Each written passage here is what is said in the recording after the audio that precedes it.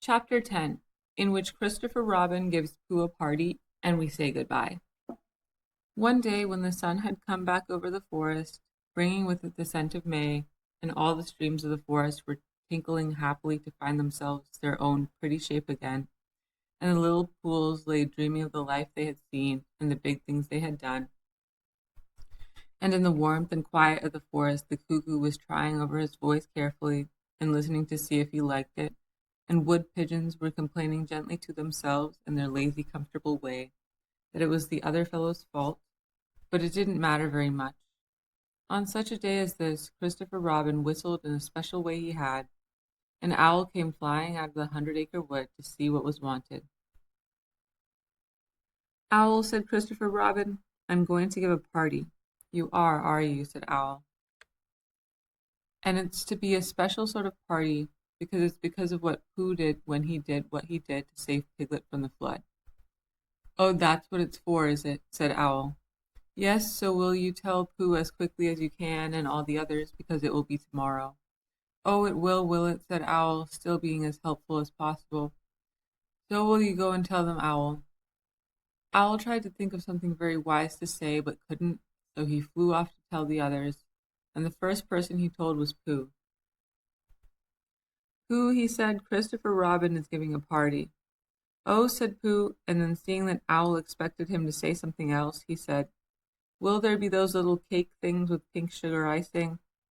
Owl felt that it was rather beneath him to talk about little cake things with pink sugar icing, so he told Pooh exactly what Christopher Robin had said and flew off to Eeyore. "A party for me," thought Pooh to himself. "How grand!"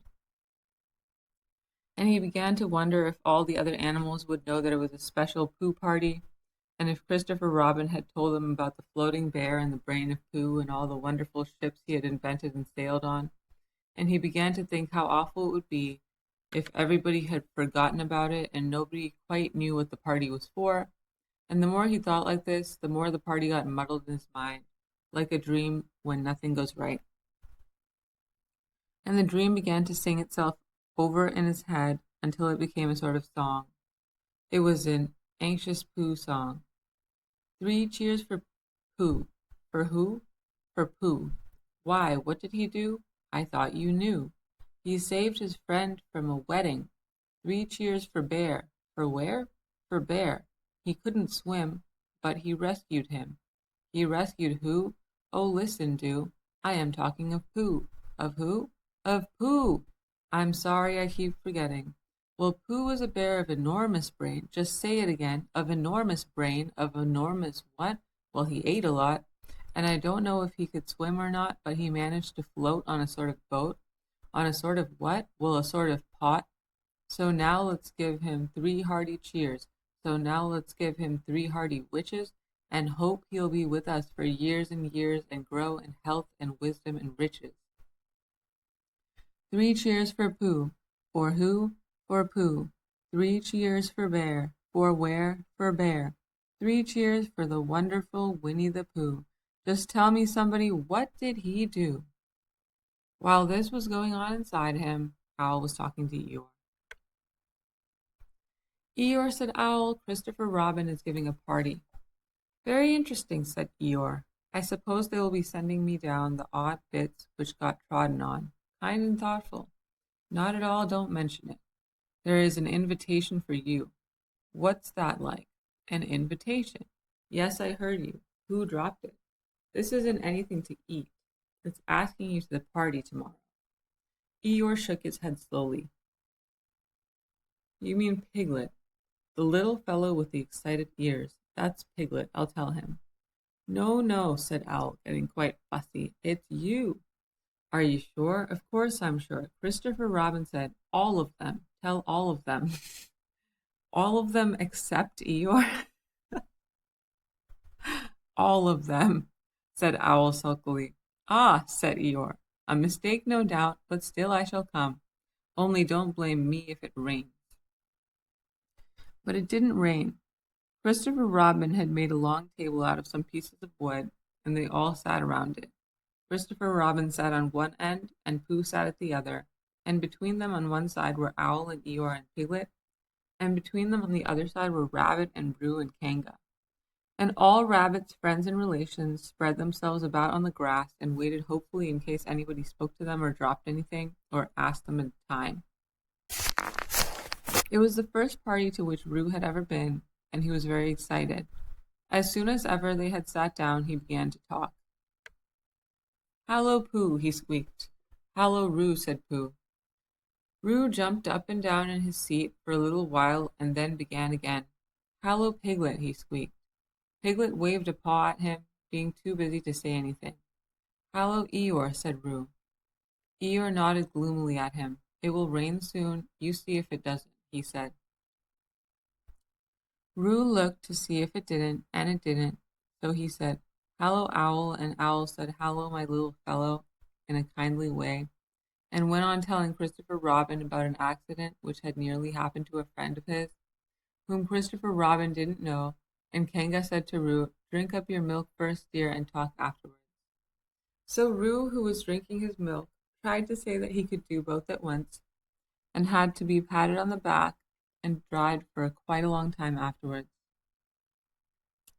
When they had all eaten nearly enough, Christopher Robin banged on the table with his spoon, and everybody stopped talking and was very silent except Roo, who was just finishing a loud attack of hiccups and trying to look as if it was one of Rabbit's relations. "This party," said Christopher Robin, "is a party because of what someone did, and we all know who it was, and it's his party because of what he did, and I've got a present for him, and here it is." Then he felt about a little and whispered, "Where is it?" While he was looking, Eeyore coughed in an impressive way and began to speak. "Friends," he said, including oddments, "it is a great pleasure, or perhaps I had better say, it has been a pleasure so far to see you at my party." What I did was nothing. Any of you, except Rabbit and Owl and Kanga, would have done the same. Oh, and Pooh. My remarks do not, of course, apply to Piglet and Roo because they are too small. Any of you would have done the same, but it just happened to be me. It was not, I need hardly say, with an idea of getting what Christopher Robin is looking for now. And he put his front leg to his mouth and said in a loud whisper, "Try under the table, that I did what I did, but because I feel that we should all do what we can do to help. I feel that we should all..." "Hop!" said Roo accidentally. "Roo, dear," said Kanga reproachfully. "Was it me?" asked Roo, a little surprised. "What's Eeyore talking about?" Piglet whispered to Pooh. "I don't know," said Pooh, rather dolefully. "I thought this was your party. I thought it was once, but I suppose it isn't." "I'd sooner it was yours than yours," said Piglet. "So would I," said Pooh. "Ha hop," said Roo again. "As I was saying," said Eeyore loudly and sternly, "as I was saying when I was interrupted by various loud sounds, I feel that..." "Here it is!" cried Christopher Robin excitedly. "Pass it down to silly old Pooh. It's for Pooh." "For Pooh?" said Eeyore. "Of course it is. The best bear in all the world." "I might have known," said Eeyore. "After all, one can't complain. I have my friends. Somebody spoke to me only yesterday, and was it last week or the week before that Rabbit bumped into me and said, 'Bother! The social round. Always something going on.'" Nobody was listening, for they were all saying, "Open it, Pooh. What is it, Pooh? I know what it is. No, you don't," and other helpful remarks of this sort. And of course Pooh was opening it as quickly as ever he could, but without cutting the string, because you never know when a bit of string might be useful. At last it was undone. When Pooh saw what it was, he nearly fell down, he was so pleased. It was a special pencil case. There were pencils in it marked B for bear, and pencils marked HB for helping bear, and pencils marked BB for brave bear. There was a knife for sharpening the pencils, an India rubber for rubbing out anything which you had spelt wrong, and a ruler for ruling lines for the words to walk on, and inches marked on the ruler in case you wanted to know how many inches anything was, and blue pencils and red pencils and green pencils for saying special things in blue and red and green.